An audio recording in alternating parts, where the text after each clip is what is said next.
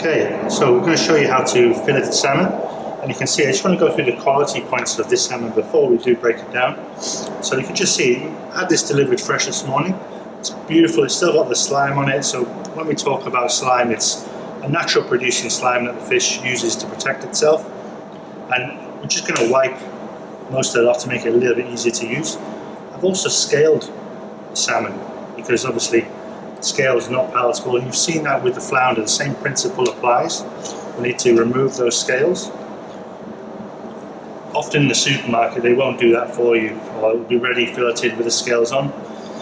Not a great eating experience, to be honest. So as you look, we've got beautiful salmon here. The indicator is nice and fresh. We've got nice vibrant eyes. They're not sunken, they're not cloudy, they're not grey. The gills, bright red gills. It's a really good indicator that this is a nice fresh fish. Firm flesh, no smell of ammonia, nice and shiny. So now we're going to move on to the next stage, which is going to be breaking down the fish. Our salmon. Okay, same principles as we did with our smaller fish. We're going to go in behind the head. I'm going to run the knife and using the spine to guide us. Now, obviously we need a nice sharp knife. But remembering with the knife we go with that parallel to the fish.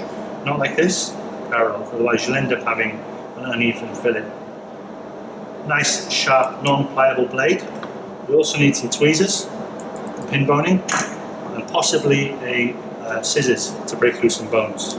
Okay, so we start, go right behind the head, getting as far in as possible.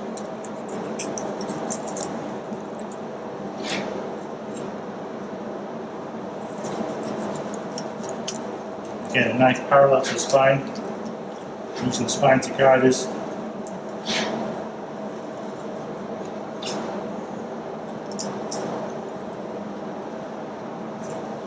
Right to the tail. And we must remember at this point, nice clean swoops with a knife. We'll hit bone. So bone, you may have a knife strong enough and sharp enough to break through the bone. Otherwise you can use scissors. I'm going to carefully navigate the spine here. I'm going to see how I push my knife through here. Nice flat blade, run that through to the tail. Now it's a lot easier for us to access the fillet.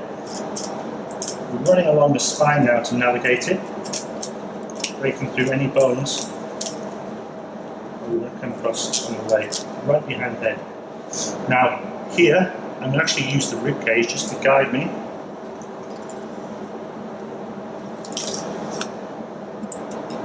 Take this fillet off, and that will be our first fillet.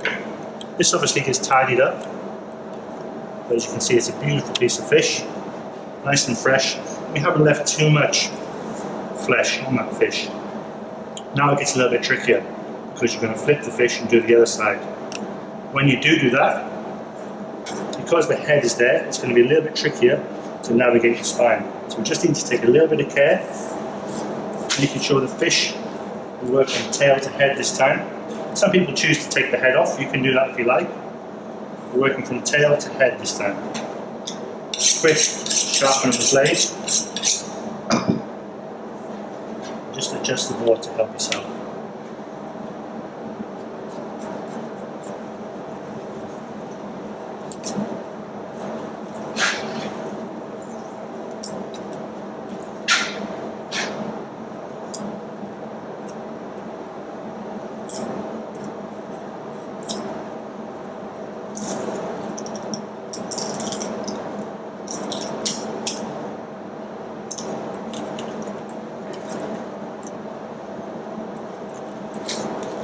Now running a knife along the spine, all the way down, and this fillet should come away fairly easily. So I'm just going to flip this fish, and this, hopefully, be halfway there.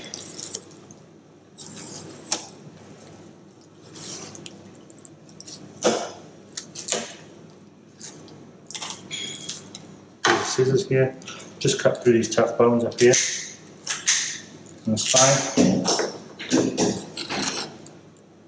So that's our trim. We're going to come back to that afterwards. Do you use those bones for stock like you do other fish? Or? Definitely stock, definitely. And you know, certain things like the meat on the bones, you can scrape that off, use that in risottos, fish cakes, whatever you like. This is the next fillet. Now we're going to tidy this up.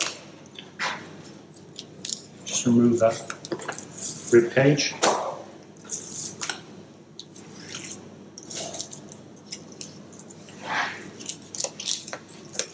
And belly. Okay, so we've got a lot of bones here. I'll put this to one side, clean my board, remove the scales. I'm going to tidy this fish up. Okay, so any flesh left on the fish, you can just use your knife to scrape it, you know, off the bone. That's really handy to use for mousses, risottos. Even if you really want to, you can do a steak tartare with it. Not great because you want some texture to your tartare, but don't waste it, you know. That's an example of how you could use that herb. Now we'll just move across over here. Again, bones we can use in stock. We can use it in broths, make a soup. This is our original fillet. We're going to tie this up ready for portioning. So you've got here dorsal fin, just trimmed away. And remember, when we cut fish, nice swoops, not sawing away at the fish. We need to come this side, remove here. Now this part is the belly. This is really, really nice if you have it in risottos or even soy sauce. You can char grill it for teppanyaki. High fat content, but really, really tasty for certain uses. Confit, classically, can be done that way. But we've got a lot of bones here as well. So we're going to remove some of these bones, put them out of the way. And then we've got a line of bones that run down the middle here. We're going to navigate that once we've removed the belly. So from here through to just behind the dorsal fin. Nice fell swoop like that. Now again, don't waste this. It's really important we keep that. Next step for us is remove the pin bones. Okay, tweezers.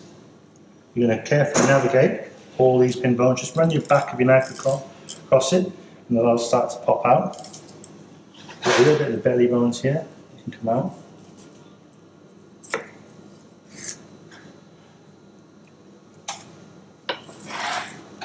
So, tweezers.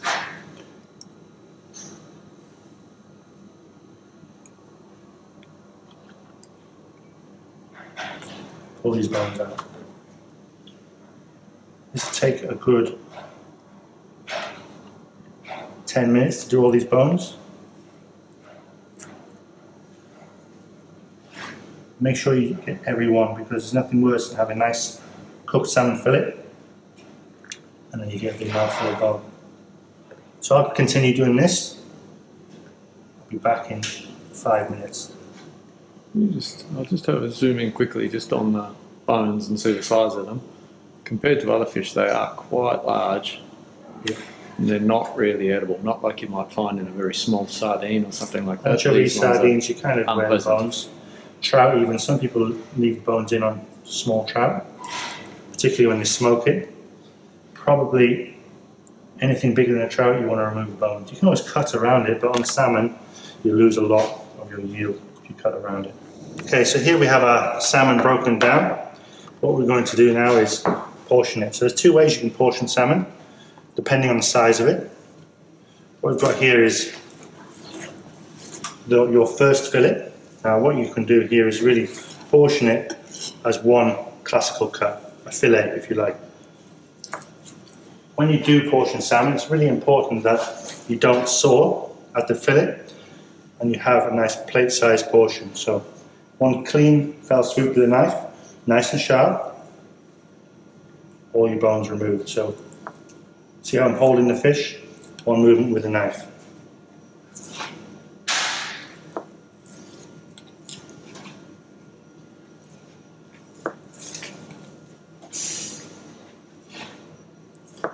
Of course, in a restaurant you want to be weighing these out to about 180 grams.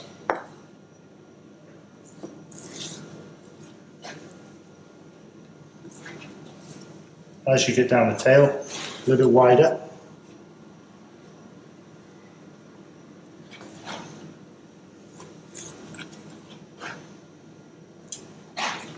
And then if you have a small piece like this, 2 of them will make 1 portion. Now the other way you can do salmon, portion it, is particularly you can do this when you have large salmon. But this is a bit too small for this, but I'm going to show you it either way. You want a nice fell swoop with a nice sharp knife. Pick off all these scales.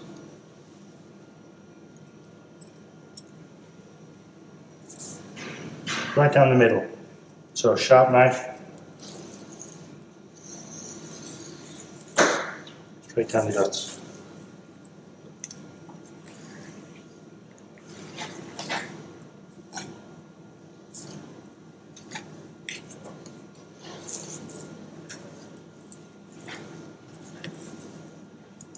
Now you can portion them, and it's really a lot better if you have big fish.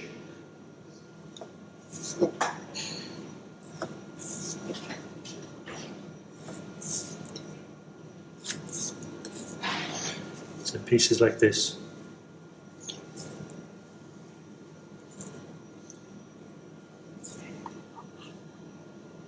Again, that's a small piece that could possibly go with that one.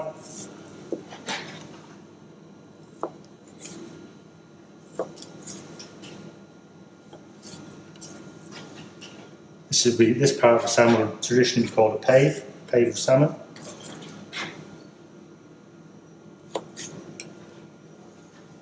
We've got some more pieces here. Look, so that's portioning our salmon nicely. And these small pieces, for example, this is a touch small. We can just tidy this piece up. There you have 1 portion. Okay, so that's broken down our salmon into usable pieces. Often chefs will take a piece of salmon like this and just, as we did with our barramundi, score the skin like that for presentation and cooking purposes. But ultimately it's a long process to take a beautiful fresh fish all the way down to our salmon portions. Okay, so when in your food pack, we are going to do a crispy version of the skin. Now, personally, I really like the skin to be kept on the salmon. I'm just going to show you how to remove the skin at home. So it's a lot easier or a lot better if you do the whole fillet, but this is what you're going to receive at home when you get your food pack. So I'm just going to show you how to do it. Take your fillet, turn it over, board side down. I'm just going to make a snip above the skin, keeping your knife nice and flat near the back of the board.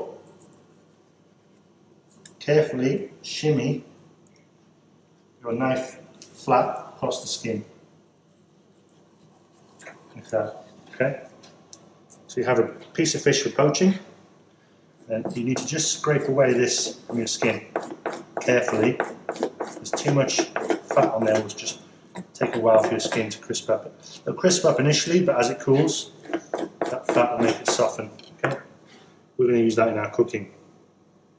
Skin, piece of salmon. Okay, chefs, we've got a couple of tasks to do before we actually poach our salmon. We need to make a liquor and we need to crisp the skin. Now, at home, if you aren't able to crisp the skin, that's fine. I want you to focus on not overcooking the salmon, okay? So I'll show you these key steps, but first of all, let's look at our mise en place. We've got our salmon fillet. This has got a little bit of a cut in it, so I have to be really delicate with that. That's my skin. I scraped all the fat off before. Here I have some cherry tomatoes. You may not need all this.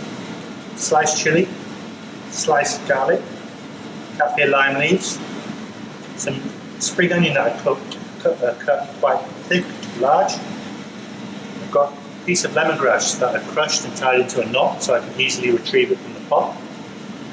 Palm sugar, fish sauce, sesame seeds and spring onion to garnish. Now I've also got here galangal and ginger, so they need to be cut to fine julienne so they're palatable. Okay. So first thing we do is we take our galangal and ginger into our pot with some coconut cream in there. Into that pot we can take a whole kaffir lime, chili and garlic, and the fish sauce.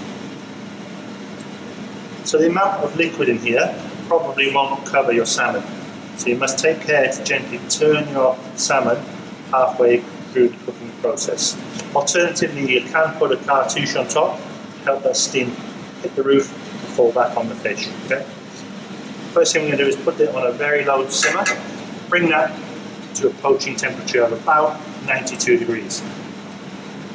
We've got our mise en place ready there, waiting to go, but let's finish seasoning this sauce. We've got some lime zest here. I'm going to microplane all grain into the sauce.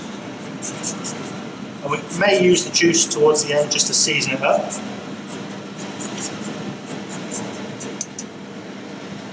We also need some palm sugar in here. And again, lime juice, palm sugar, chili, that sort of thing, although you've got a recipe, should be done to taste most of the time. Okay? You need to adjust things as a chef. Salmon ready. We've also got some carrot, coriander here. We're going to pick some and use some in the sauce. So the roots can go in the sauce. So the roots, we're not going to use them, but we can use the stalk in the sauce, and this for garnishing. Okay. Now, bring that to a temperature. Next thing we're going to do is move to our skin. So here I've got 2 trays. I'm going to have one upside down, and I'm going to take a piece of parchment paper on top. You can spray this to help it stop sticking. That will also help. Maybe in terms of spray.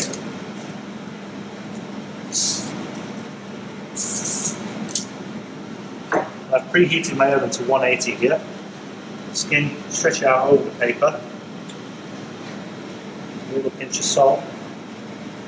Now this will cook down whilst the fat renders and become quite small, but it's a nice little garnish, shows a little bit of skill.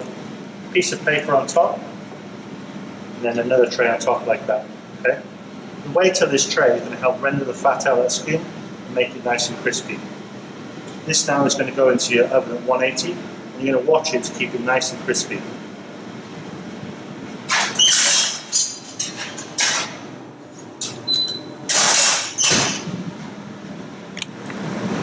Okay, so our poaching liquor has barely reached a boil, so we don't want it to boil at all. Okay, so I've just got that nice and hot.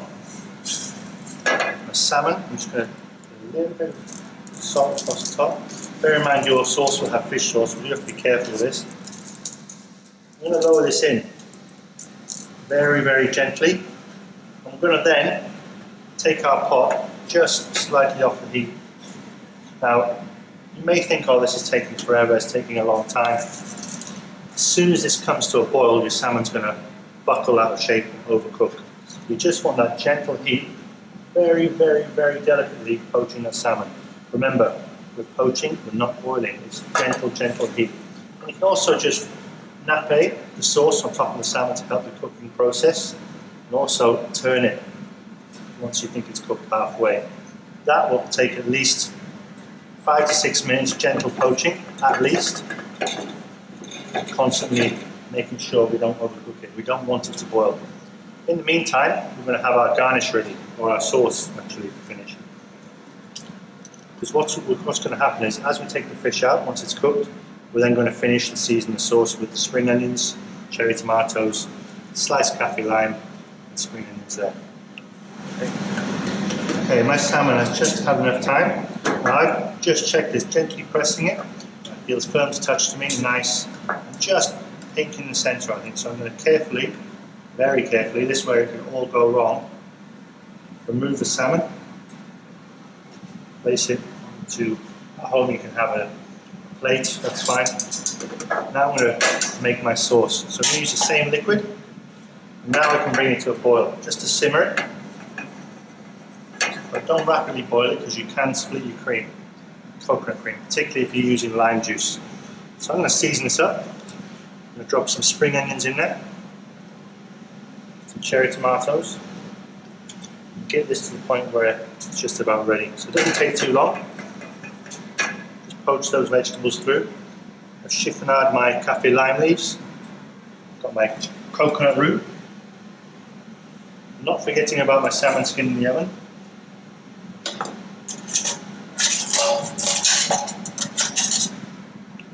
Gently poach all that stuff through. We're not boiling it. I want to keep it nice and green. 30 seconds at most. Using this some lime. So remember, you want this sauce to be salty, sweet, slightly sour.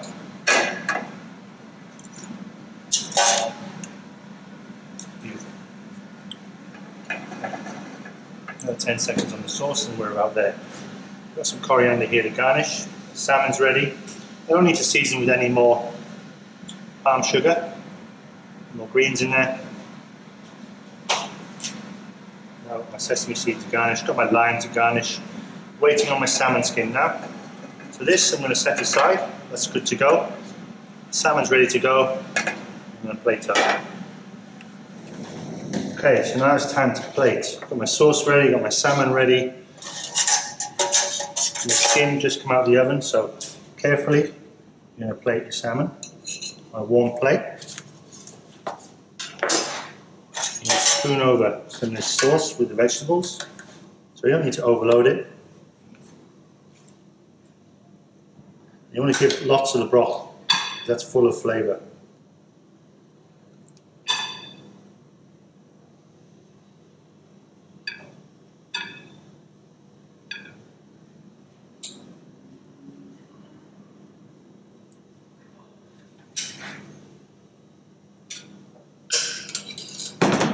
Okay, so coriander, just to garnish.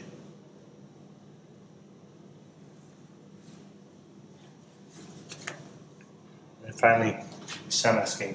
So your salmon skin, trays will be very hot. Again, you don't have to do this at home if you can't do it, but I've crisped it up between these two sheets. And as it cools, that will become nice and crispy. Okay, so there we've got our coconut poached salmon.